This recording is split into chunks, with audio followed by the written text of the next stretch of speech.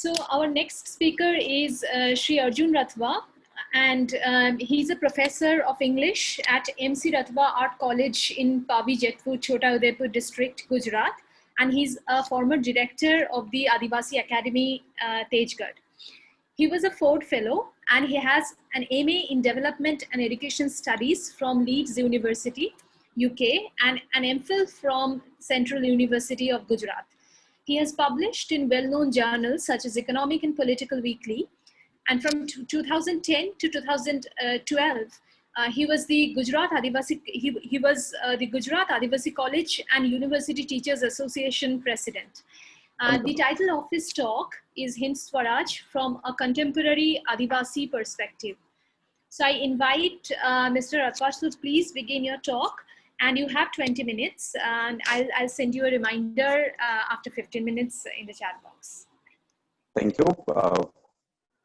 Thank you, Dr. Nisant and Dr. Alok, for inviting me and asking me to present this paper. And also thank you for discussing Adivasi issues in this time. I'll be talking about Hind Swaraj from contemporary Adivasi perspective. I'm more social activist and then academician. For me, this Hind Swaraj, which is written by Gandhi in 1909. These tracks have been interpreted differently by different people, but for me, this book called Hind Swaraj is the manifesto for independent India, the movement which was led by Gandhi. Gandhi was, as we know, he was a leader, and as a leader, he was authority for the Indians, and Indians used to believe what Gandhi said. And apart from being a political leader, Gandhi was social reformer, thinker, and writer. And I think it is because of that, because of his personality. He was given the status of a father of the nation, and his moral authority, which included all different sections of society when he talked about India. As a political leader and social reformer, Gandhi used to communicate his ideas and views through his writings in the forms of books, journals, articles, etc.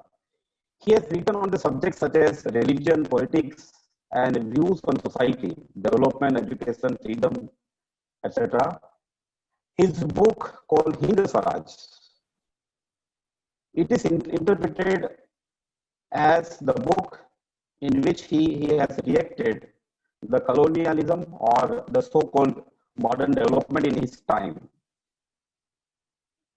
It is also seen as Gandhi's criticism and warning against the modern development or colonialism which wanted to control society. There may be different angles through which this text might be analyzed, but since this book is written before Gandhi got aggressively active with the Indian freedom movement, and therefore the text can be seen in the context of Indian freedom movement.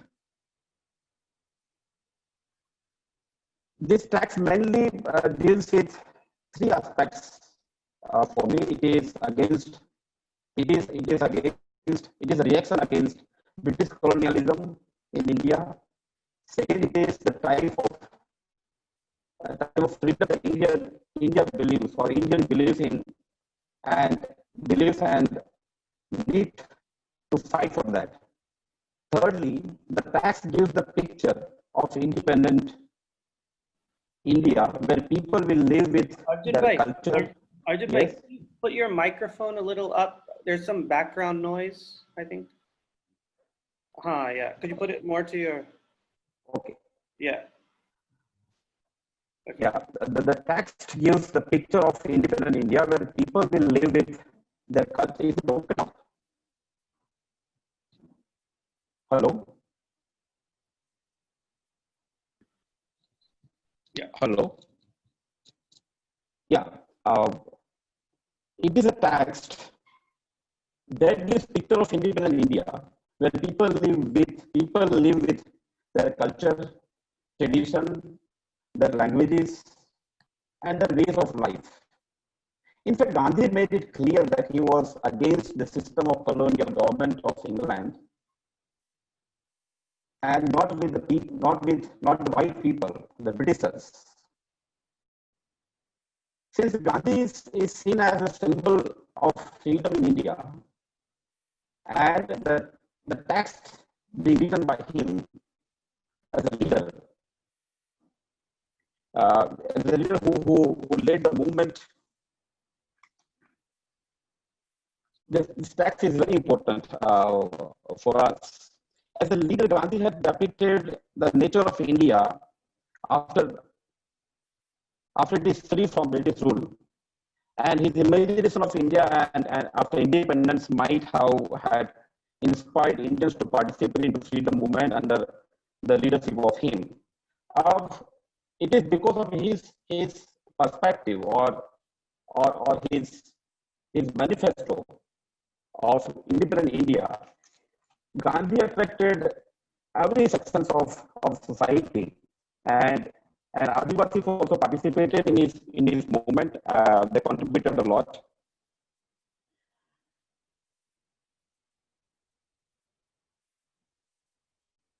Now it is important whether what Gandhi had promised in his Hind Swaraj, whether it is materialized or not, and how it is how it is to be seen for Adivasis or interpreted it in the Adivasi perspective.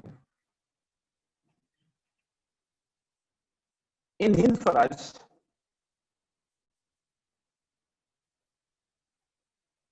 Hind Swaraj, Gandhi has very clearly stated that he was expecting. Hello, hello, Yes, we can hear hello. you. Yeah. Can you hear us? Yes. Yeah, okay, all right. Yeah. In Hind Swaraj, Gandhi has very clearly stated what kind of India he was expecting after it becomes free from British rule.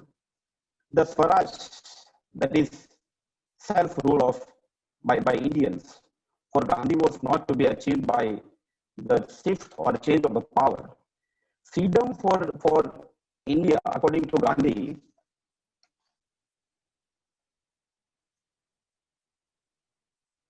freedom for India, according to Gandhi, was not against British people or in favor of Indians in that sense.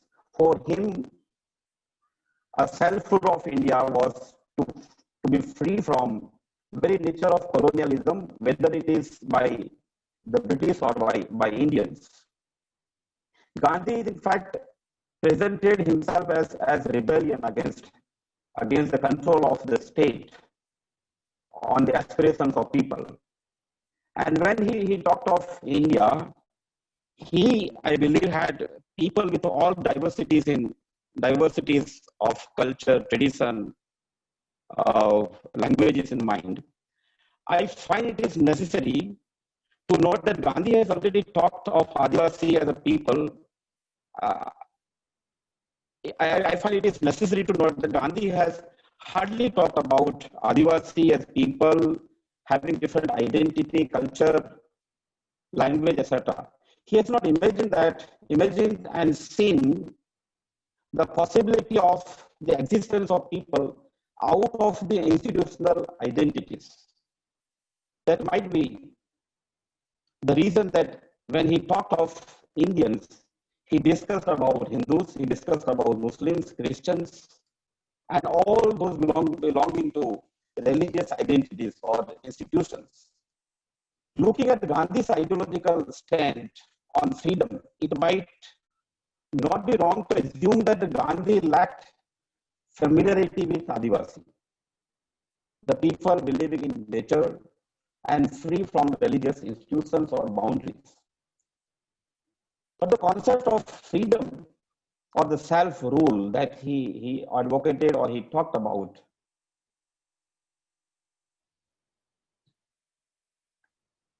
was very important for Adivasis. It is also important to note that the Constitution of India has also recognized independence or Adivasi self-rule in the form of Schedule 5 and 6 in the Constitution. These provisions guarantee the freedom for making decisions on the natural resources or the ways of life that they have been practicing. Hence, Hind Swaraj reflected what Adivasis aspired for or fighting for ages, for a very long time. And the independent India has expressed it and the independence India has expressed it consistent with Gandhi's idea of India by recognizing him as the father of nation.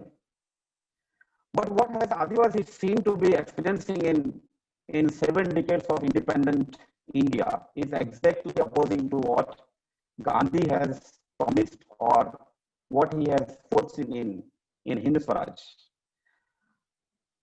In contemporary India, Adivasi are the only people in India who can be identified with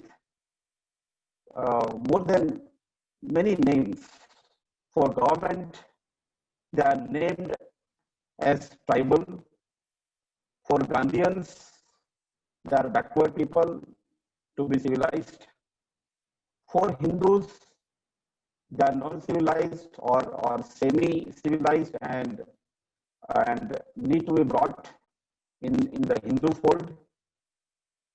The names with which Adivasis are identified are either negative or derogatory in the meaning. The more dangerous aspect of this confused state of Adivasi identity is that the tradition, culture, languages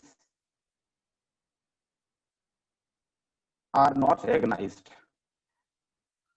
They are kept mentally dislocated from their history, from their geography, their land.